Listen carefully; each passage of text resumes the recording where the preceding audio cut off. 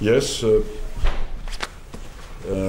would say that we kept a clean sheet, we got the points, and offensively we were certainly not ruthless enough. Our focus and our pace in the game was a bit in and out, you know. We had good moments and as well moments where we lost a bit our concentration and balls that you usually don't lose. And but we got what we wanted, and just before the break, our last international break was a nightmare. This one was a bit better. Does it almost come at a bad time, the international break now? Does this international break almost come at a bad time for you? Yes, I would have loved to continue to play, but we cannot do anything about that, and let's hope that the players come back in a good shape. Some players will not go on international break.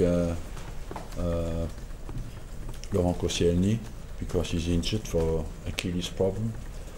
Mesut Özil, because he has a knee inflammation of his knee, and Danny Welbeck as well, because he's not fit. You expect those two to be back after the Yeah. Going into the break, Arsene, you're equal on points with Chelsea, a point behind Spurs.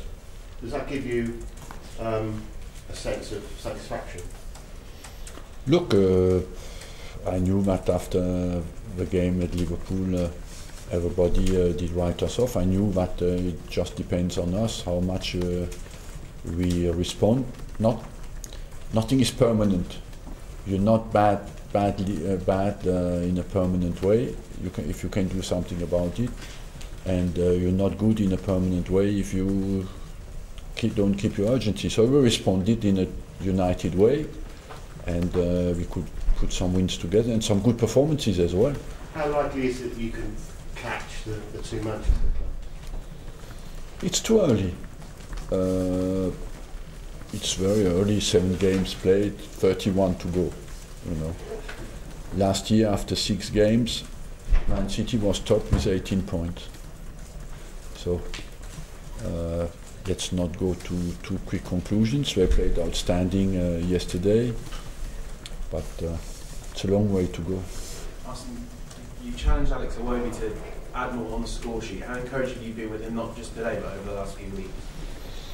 I think he's a kind of player who has a good availability, helps you a lot to get out of pressure when you're in a build-up game, and creates spaces. But what you want of him, from him, is final balls and goals as well. A player like him must score 10 goals, and he must as well give between 6 and 10 assists, and that's what I want of him. How much is the good defensive work now that's going on down to him? He seems to go under the radar. Who? People don't notice it. Kolasinac, is it? Yeah. He seems to be quietly involved in a massive amount of defensive work, which enables others to go forward. Yeah, I believe that is a satisfaction since he has arrived here. You know why nobody talks about him so much? Because the transfer amount was not excessive. But what is important is that the quality of his performances, I'm very happy with his performances. Today was a celebration of Arsenal for Everybody, the initiative. How important is it for Premier League clubs to take a lead on making minority groups feel welcome in a comfortable environment on match days for all supporters? It is vital. I think it's one of the responsibilities of sports and of football, and I personally preach sometimes in the desert a little bit, because for me, when you listen most of the time to people, it's just about only about winning, only about buying.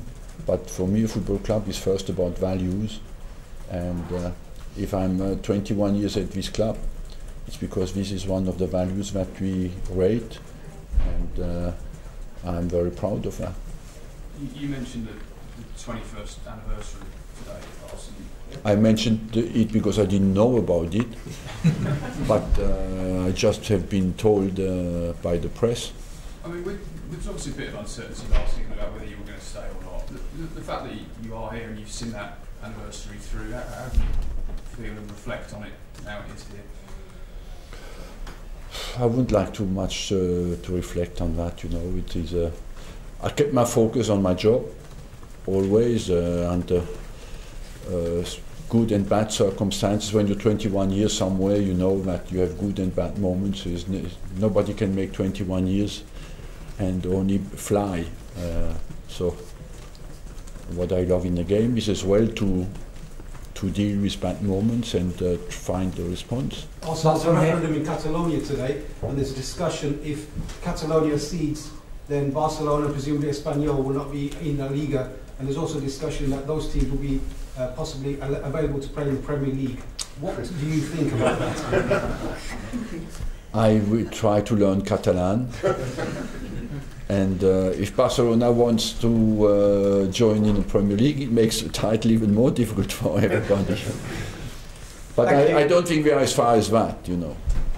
But it's interesting because it's a development that, of course, will have incidents on the sporting side, because Barcelona is a highly political club, and it's interesting to see how they respond in the championship.